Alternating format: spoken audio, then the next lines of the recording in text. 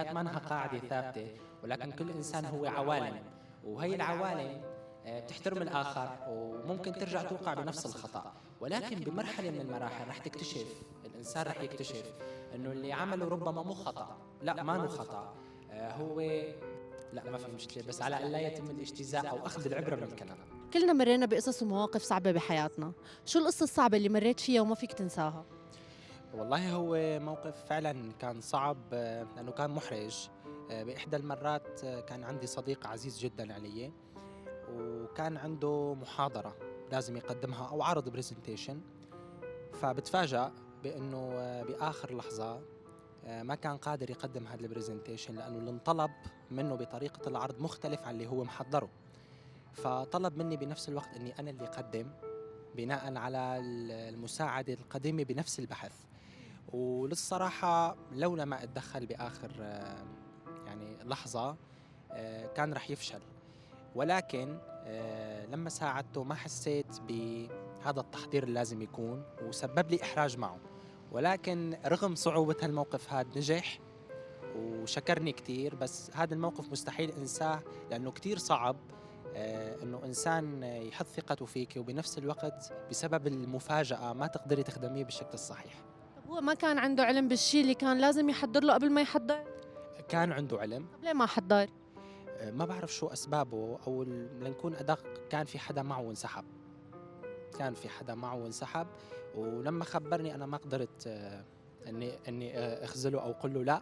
ولما ساعدته الحمد لله نجح، بس انا ما حسيت هذا الامان بهيك موقف. للصراحه كان من اصعب المواقف، لانه كان في عدد كتير كبير من الحضور، وهن يعني ناطرين شيء كتير كبير بناء على العنوان اللي كان مقدم وقتها. بس انت قديش انبسطت وقت نجح هذا الشيء؟ كتير، وما بخفيك بعد ما طلع كتير صار يجلد بنفسه. ولكن أنا خبرته أنه لا تفكر هاد فشل لإلك، بالعكس خذ العبرة من الموقف، ولأنه لازم تكون جاهز بأي لحظة. وبنفس الوقت النجاح مو هو أنك تحقق الكمال، بالنهاية الحياة ما فيها كمال. حقق النجاح بما استطعت، والأهم دائما تحط خطة إنقاذ لكل شيء بحياتك. عندك موقف تاني تحكي لي إياه صعب مريت فيه بحياتك، من غدر، خذلان، خيانة، غدر المواقف، الرفقات؟ هلا الحياة ما بتخلى من هيك مواقف. أكيد في كتير أصدقاء خلال الجامعة مثلا نساعدهم ويكونوا شركاء مقعد دراسي بعد ما انتهت. على سبيل المثال، يعني مشكلة أنا ما بحب التخصيص بالحياة، لأنه فعلا اللي بيخصص بحياته بينسى العبرة منها. والعبرة منها أنه ما نوقف عند أي حدث بيصير، بل نأخذ العبرة منه. فأكثر المواقف اللي كانت تزعجني هو أنه أشخاص بيبدأوا علاقتهم معنا بمصلحة، ونحن ما بنكون فهمانين مصلحة، بس بلحظة من اللحظات بيفلتوا أصابعهم لأنه أخذوا اللي بدهم إياه. وهذا الشيء صار كثير بالجامعة. انت وقت اكتشفت انه حدا من اصدقائك كان معك على علاقة بمصلحة، وقت عرفت او انه هو بعد عنك بعد ما انتهت مصلحته، شو كانت ردة فعلك تجاهه؟ التجاهل التام للصراحة. ما رجعت وعاتبته أبدا، لأنه هيك أشخاص بيكون بالأساس علاقتهم محكومة بالتأقيت، ما بتستمر. ربما هاد مو حالة عامة، هاد كل شخص بترجع له كيف يتعامل مع الناس. ولكن أنا من جهتي الإنسان اللي بيبدأ حياته بمصلحة رح يكون محكوم عليه بالنهاية بأنه يكون مؤقت.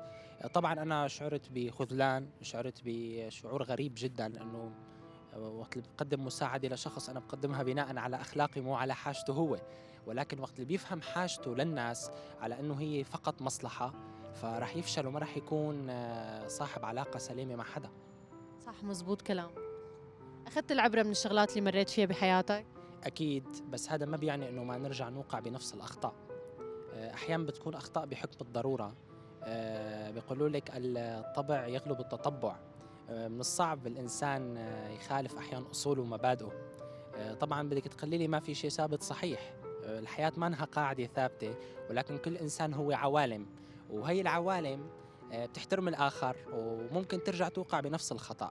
ولكن بمرحلة من المراحل رح تكتشف، الإنسان رح يكتشف أنه اللي عمله ربما مو خطأ، لا ما هو خطأ، هو شيء صحيح ولكن مع الناس الخطأ. هذا بحد ذاته.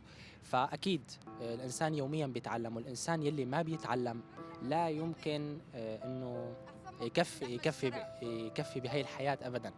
شكرا لك. اهلا وسهلا. عندك مشكله بعرض الحلقه على النت؟ لا ما في مشكله، بس على الا يتم الاجتزاء او اخذ العبره من الكلام.